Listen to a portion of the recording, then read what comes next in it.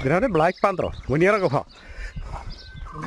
Okay സുഹൃത്തുക്കളെ, നമ്മൾ ഈ ഇലവിഴ പൂഞ്ചിറയ്ക്കടുത്തുള്ള ഒരു ഗുഹയ്ക്ക് സന്യാസി ഗുഹ അല്ലെങ്കിൽ മുനിയറ ഗുഹയിലാണ് എത്തിയിരിക്കുന്നത്.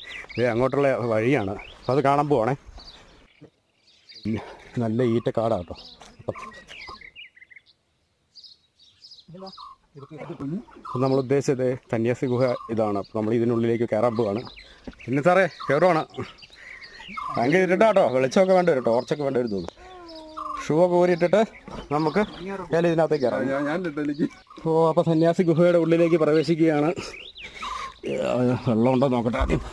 അതെല്ലാം കാണുന്നുണ്ടോ സുഹൃത്തുക്കളെ? ആകുമ്പോൾ വവ്വാലിൻ്റെ ശബ്ദമൊക്കെ ഉണ്ട് കേട്ടോ.